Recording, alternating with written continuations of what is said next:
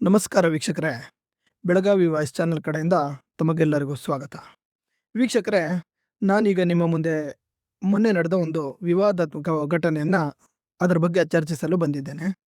ಗೆಳೆಯರೇ, ಈ ವಿಷಯವನ್ನು ತಾವೆಲ್ಲ ಈಗಾಗಲೇ ನೋಡಿರ್ತೀರ ಹಾಗೂ ಮಾಧ್ಯಮದಲ್ಲಿ, ಸಾಮಾಜಿಕ ಜಾಲತಾಣದಲ್ಲಿ ಈ ವಿಷಯ ತುಂಬಾ ವೈರಲ್ ಆಗಿದೆ ಕೂಡ.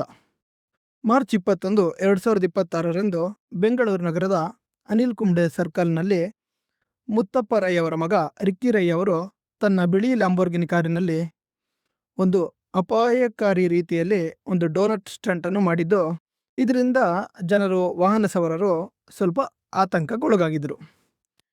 ಈ ವಿಡಿಯೋ ವೈರಲ್ ಆಗಿದ್ದ ಬೆನ್ನಲ್ಲೇ ಪೊಲೀಸರು ಜಾಗೃತರಾಗಿದ್ದಾರೆ. ನಂತರ ನಗರದ ಪೊಲೀಸರು ರಿಕ್ಕಿ ರೈ ಅವರಿಗೆ ನೋಟಿಸನ್ನು ಕಳಿಸಿ ವಿಚಾರಣೆಗೆ ಕರೆಸಿದ್ದಾರೆ. ಆದರೆ ಹೆಚ್ಚಿನ ಕ್ರಮದ ಬಗ್ಗೆ ಯಾವ ಮಾಹಿತಿ ಕೂಡ ತಿಳಿದು ಬಂದಿಲ್ಲ.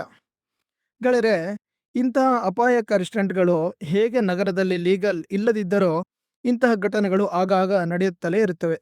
ಹಾಗಾದರೆ ಶ್ರೀಮಂತರಿಗೆ, ಪ್ರಭಾವಿಗಳಿಗೆ ಕಾನೂನಿನ ಚೌಕಟ್ಟು ಹಾಗೂ ಕಾನೂನು ಬೇರೆ ಎಂಬುದನ್ನು ಈ ಒಂದು ಅನುಮಾನ ಜನಸಾಮಾನ್ಯರಲ್ಲಿ ಮೂಡಿದೆ ಗೆಳೆಯರೇ. ಯಾಕಂದರೆ ಮಧ್ಯಮ ವರ್ಗದವರು, ಕೆಳವರ್ಗದವರು ಏನೇ ಮಾಡಿದರೂ ಸರ್ಕಾರ ಅಥವಾ ಪೊಲೀಸರು ಅದರ ಬಗ್ಗೆ ಬೇಗ ಆ್ಯಕ್ಷನನ್ನು ತಗೊಳ್ತಾರೆ. ಆದರೆ ಇಂತಹ ದೊಡ್ಡ ವ್ಯಕ್ತಿಗಳ ವಿಚಾರದಲ್ಲಿ ಸರ್ಕಾರ, ಪೊಲೀಸರು ಕೈಕಟ್ಟಿ ಕೂರ್ತಾರೆ. ಇದರ ಬಗ್ಗೆ ನಿಮ್ಮ ಅಭಿಪ್ರಾಯವನ್ನು ಹಾಗೂ ಪೊಲೀಸ್ ಅವರ ಆ್ಯಕ್ಷನ್ ಬಗ್ಗೆ ಅಥವಾ ಕಠಿಣ ಕ್ರಮಗಳ ಬಗ್ಗೆ ಕಮೆಂಟ್ ಮೂಲಕ ನೀವು ತಿಳಿಸಿ. ಈ ಬಗ್ಗೆ ನಿಮ್ಮ ಅಭಿಪ್ರಾಯ ಏನು ಎಂಬುದನ್ನು ನಮಗೆ ಕಮೆಂಟ್ ಮೂಲಕ ತಿಳಿಸಿ. ಮುಂದಿನ ವಿಡಿಯೋದಲ್ಲಿ ಸಿಗ್ತೀನಿ. ನಮಸ್ಕಾರ.